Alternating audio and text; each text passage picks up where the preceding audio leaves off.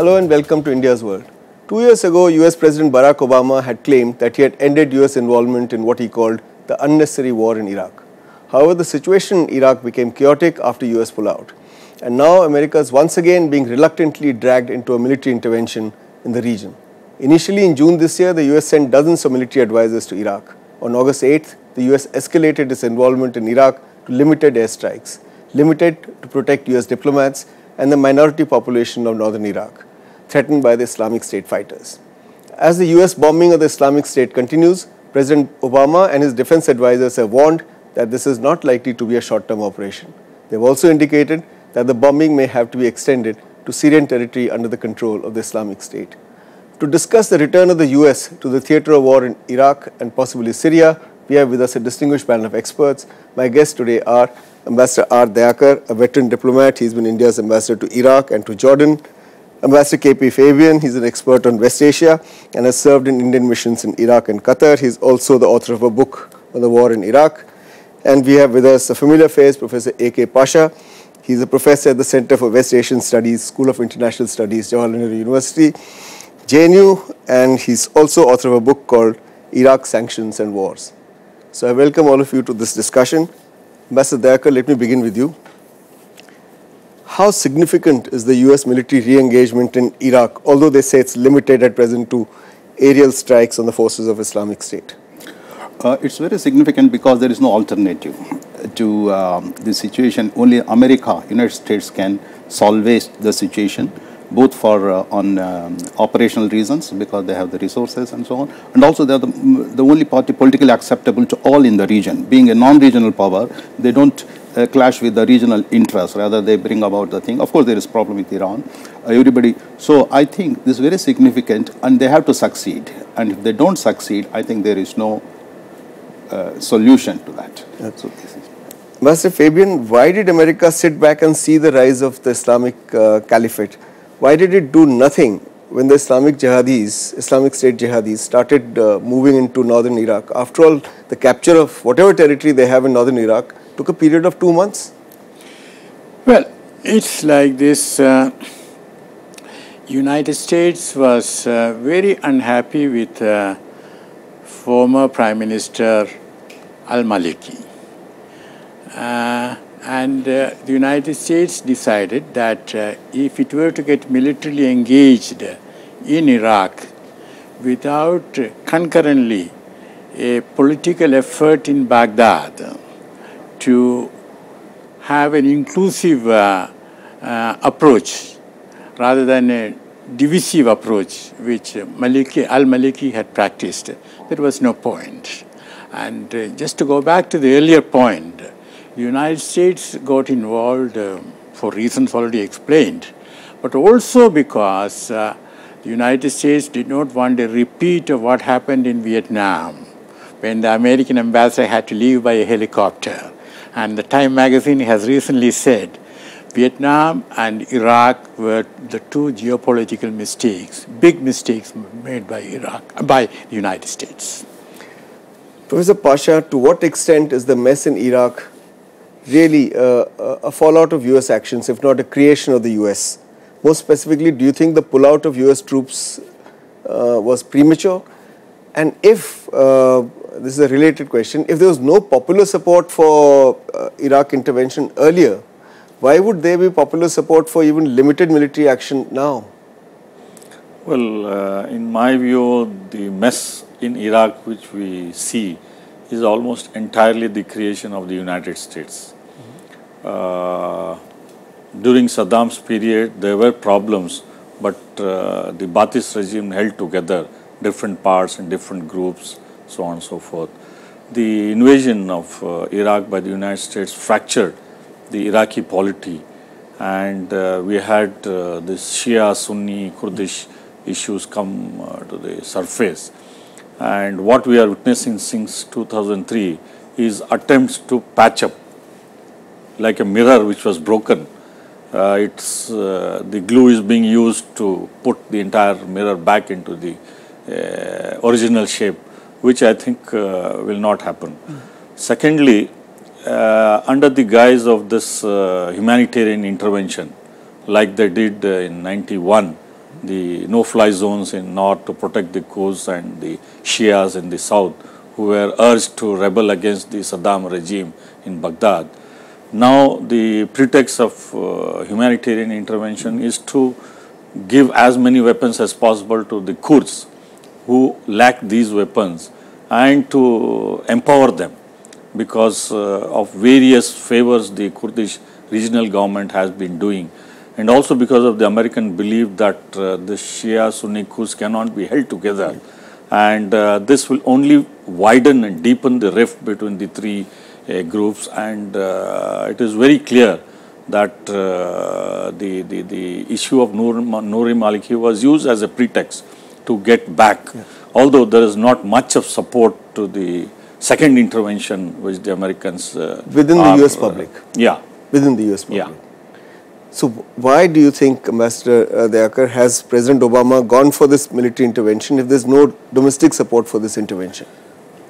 First of all, it's by invitation. This intervention is not suo motu American. In fact, they are showing some restraint, some vacillation in responding to the elected government of Iraq, because Sunnis are very critical if American plans to have to succeed, cooperation with Sunnis. In 2006 and 7, the so-called surge succeeded because of co-opting of Sunni tribal chieftains who are well armed, their own militias.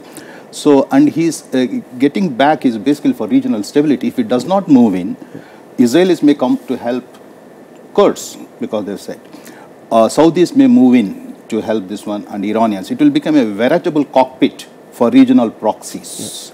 So I think Obama, has a calculator, despite his election pledges to do, and despite the need for a rebalancing in Asia Pacific, which is to be at the cost of downgrading military engagement elsewhere, but he has taken a risk, and it's going to be open-ended, because this is not going to immediately, because they have surfaced again and again, this Islamic State, because there is a systemic fracturing, as you said, to the balance of our fractured sectarian thing, because sectarian strife and the geopolitics have merged together. And to disengage and bring a balance of power, it's a long-drawn process. Okay. Ambassador Fabian, can one say with any amount of confidence that the US engagement will remain limited, humanitarian one? Because Ambassador Dayakar is suggesting that it will be a prolonged engagement, but prolonged and limited engagement, or prolonged and an intensive engagement? Well, first of all, the humanitarian part is not the most important from the United States point of view. That has come in very handy for cosmetic reasons.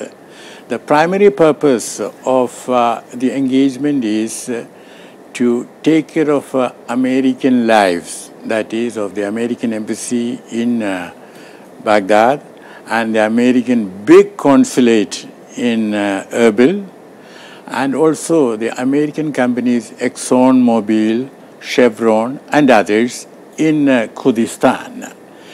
Secondly, it is also to take care of Kurdistan. As Ambassador Dayakar has mentioned, there is an American angle to it, and there is a long-standing relationship between Kurdistan, Israel, and also the United States. And the United States would like to see, if Iraq cannot be kept together, if Iraq is going to be fragmented, okay, let it be so. Then they want to make sure that Kurdistan is safe. And that is why, if you remember, even when there were attacks on Christians, even when there were attacks on Yazidis, it's only when IS started moving towards Erbil that the United States made the announcement. Okay. All right. We need to take a break at this point. We'll be back again with this interesting discussion in a bit. Don't go away.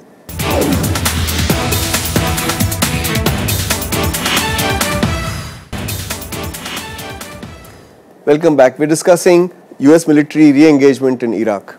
Professor Pasha, there were two legacies of the US intervention and subsequent withdrawal from Iraq. One was leaving the government in Baghdad in the hands of Shia hardliners who persecuted the Sunnis. And the second was giving birth to a Sunni extremist movement in a country where none existed. Initially it was called the Al-Qaeda in Iraq, then it became Islamic State in Iraq and Levant, and then ISIS, and now simply the Islamic State. So now both the legacies have to be undone by the US. Have they realized that they created a mess and they need to clean it up? I am not sure whether they are interested in undoing it, because the Islamic State, as you rightly pointed out, is basically, I mean, the origins go back to what happened to Fallujah, the indiscriminate bombing, virtual razing of that city to ground, and then many other Sunni cities during the US occupation. And the Shamar tribe, which straddles the borders of Saudi Arabia, Jordan, Iraq, and Syria, so on and so forth. So this Shamar tribe has been mobilized to a large extent, and this was supposed to be of great help in toppling Bashar al-Assad. So they were invited, rather, in fact, by the United States to work in Syria. But when the Assad forces could not be weakened, they regrouped and then rearmed and then re-strategized them. And then when they found the vacuum in northern part, with interested parties, Saudi Arabia, and they got training in Libya also, large number of weapons, training, so on and so forth. In UAE also, some of the cadres were trained and they were sent. So there is this very elaborate program which went on to create what they call now as monster, and with apocalyptic. But now do they realize that they need to weaken this monster, if not finish it off? No, this is only for propaganda purpose. Okay. IS will be used in the future to cut the link Iran had established through Iraq with Syria and Hezbollah. Okay. They want a Sunni state to prevent the expansion of Iranian influence. Okay. And I don't agree with the idea that Americans had no alternative. They had a political alternative, and that means engaging Iran to rein in the Iraqi governments, and also to engage Turkey.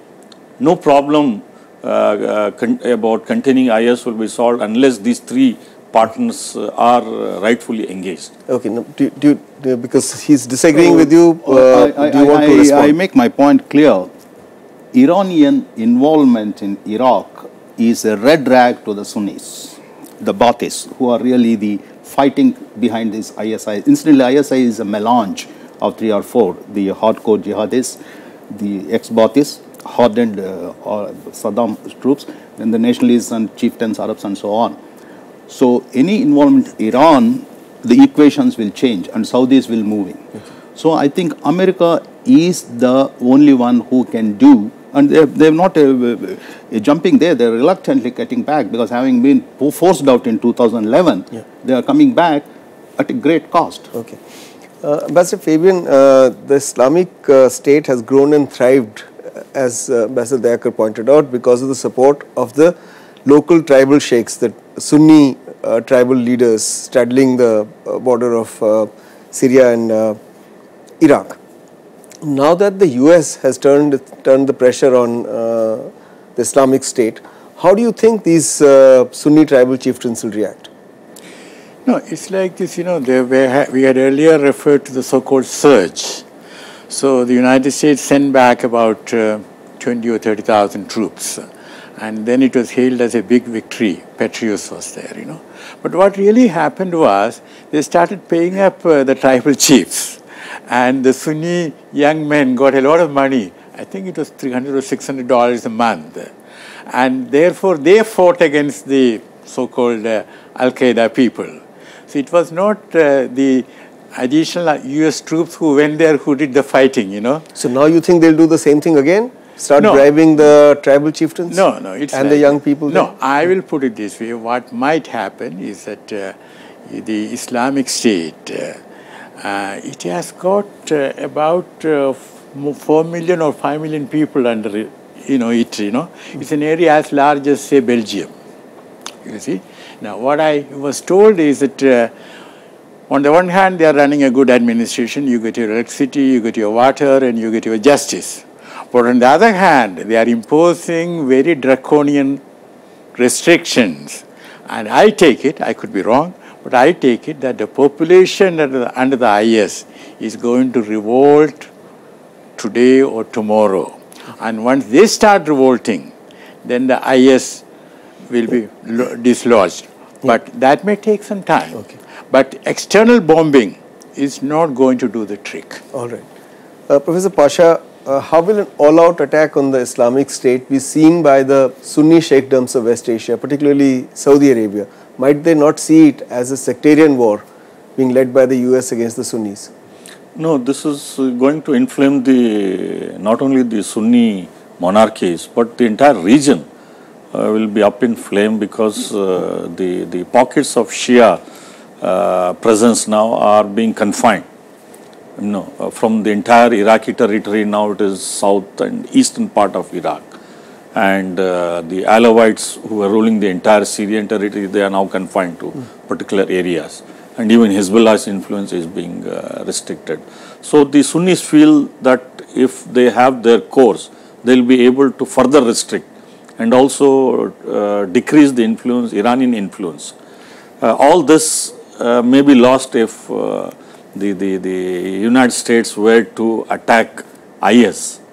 And it will only embolden Attack the Islamic State in an indiscriminate fashion, you mean? Yes. Limited strikes are all right because it is leading to a creation of a Sunni consolidated state, as it were, which the Saudis would favor. No, the Iraqi Sunni tribes, which may be having second thoughts, will only realign with the Islamic states, because what the Americans did by winning over the Sunni tribes by paying money, so on and so forth, the other part of the agreement was that they will be integrated into the Iraqi security forces, military. That was not done. And Nouri al-Maliki completely established a Shia-dominated security force, intelligence, police, so on and so forth. So the Sunnis lost out on that. And moreover, the Nouri al-Maliki government had militias also. So in that way, if the Americans were to go whole hog after the Islamic State, it will only get more supporters to the Islamic State. It will widen and deepen its reach. It will be very difficult for them to control. As it is, we have an Islamic Emirate in Benghazi, in Tripoli, and 2 more are in the making in the liberated areas of Syria. So these things will only grow, and it will also impact the monarchies also at a later stage. All right. We need to take a break at this point again. We'll be back again in a bit. Don't go away.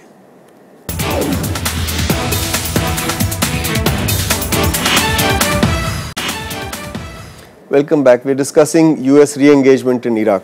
Ambassador Dayakar, America's top general Martin Dempsey has said that the Islamic State cannot be defeated without attacking their bases in Syria. So do you see US airstrikes now extending to Syria?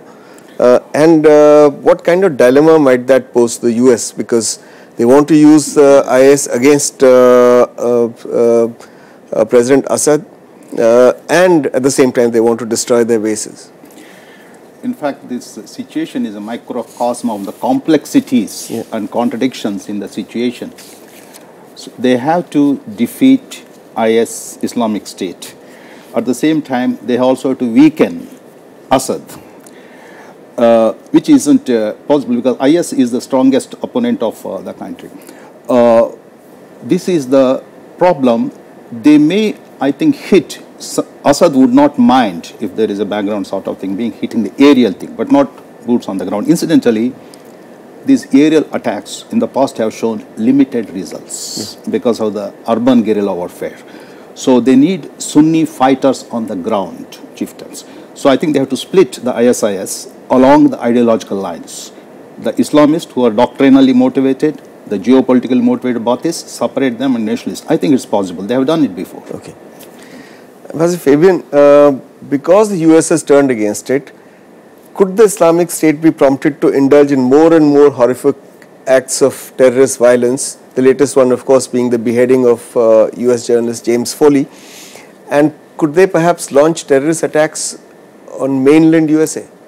Yeah, but before that, just one point. The United States has already carried out a special forces operation in Syria to rescue that Foley, you see. Yeah. So the United States has been active. Okay.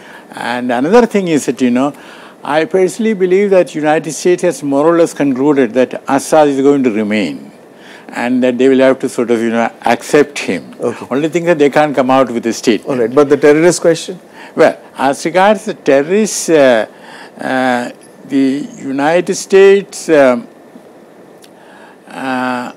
mean to say the terrorist meaning? That Islamic State will now indulge in more and more terrorist acts, such as against American targets, such as against James Foley, against another journalist who's in the captivity, and even in United States of America itself. Any regime under external military threat tends to take to violence in a big way, inside and then outside. So the answer is yes. Answer is yes, and I'm afraid that there is nothing much which the United States can do to take care of the other journalist who is in detention, so that threats may be carried out. All right. Professor Pasha, what would be the consequences of a terrorist attack either directly or indirectly by the Islamic State on the United States, on US soil? No, as far as my opinion is concerned, the immediate threat would be to US interest, whether it is embassies in Baghdad or the consulate in Erbil or any other pockets in Yemen or even Jordan cannot be ruled out. This is in the short run, because the IS doesn't have to directly target these. They have, I think in my perception, many friends, Sunni friends, who are capable of doing, this job. There is no doubt of it. So, in the short run, this is a possibility, whether it is in Libya or in Yemen or Jordan or even Beirut or such other places, even Turkey, which is an interested party in this IS. But in the long run, yes, it remains a very potent threat, given the large number of foreigners who are part of the IS. What will they do after it is defeated? They will go back and create mayhem as they did from Afghanistan throughout the world. Yeah, but the question also is, what will the US do then? But we'll leave that in the realm of, there will be escalation, on both the sides. Because whenever this has happened in the past, they've actually intervened directly with boots on the ground. Yes. But my question to you is slightly different, which is that what kind of diplomatic dilemma does foreign military intervention pose to a country like India? How do we react to this situation? Because even if that military intervention is against forces that India may be opposed to, but there is a diplomatic dilemma there, isn't there? Yes, in terms of taking positions on specific developments. But our larger policy is the stability, integrity and territorial and independence and territorial integrity of Iraq is paramount. We stand by that. Any effort doing that without upsetting sectarian balances is welcome to us. And also, the radicalization there will have also a negative impact on India. So to the extent it rolls back, the radicalization there, I think is welcome to us. But I think we have to watch and do that, and carefully worded statements need to be issued. As a Fabian, can foreign military intervention resolve deep-rooted political, social and economic problems of any country? And what has been the record of the US trying to export democracy to countries, which it turns out later on that are not ready for the kind of democracy that the US wants to impose? Well, let me put the record straight. The United States successfully exported democracy to Japan. Okay, all right. I don't think they have succeeded. And since then? Since then, they haven't succeeded. But I don't think they have been trying really. This export of democracy talk was to sort of camouflage their other deeper economic and strategic interests. Okay, and do you agree with Ambassador Dayakar about how India should look at the situation? Well, as far as India is concerned, we have been very clear that there is no question of exporting democracy either by bombing or otherwise. Democracy has to have its own indigenous roots. One can encourage. That is different. And the United States' way of exporting democracy is most dangerous. Professor Pasha, I thought the larger point Ambassador Dayakar was making was that there is a larger Indian interest, which is of stability in Iraq, and inclusive Iraq, and Iraq whose territorial integrity is preserved. Do you agree with him? And to pursue that goal, we may look at US intervention favorably. No, I don't think interventions will solve problems. It will aggravate the already divided scene which we have witnessed for the last couple of years. But the root cause of this problem and the need for American intervention is the Cold War between Iran and Saudi Arabia, which we have to tackle. Okay. Otherwise, BRICS can do reasonably, a good beginning. Okay. Russia and China are friends of both Iran and Syria. And we also have deep stakes given our oil workers and trade and all. We need to take an alternative initiative and bring about some initiative between Iran and Saudi Arabia so that the root cause is tackled. Otherwise, any number of foreign interventions will not solve. All right. I'll have to stop this discussion at this point. We've run out of time. I'd like to thank Professor Pasha, Ambassador Fabian, Ambassador Dayakar. Thank you very much for coming here and participating in this discussion. That's all we have for you today. We'll be back again next week with another interesting issue. Till then, goodbye and thanks for watching.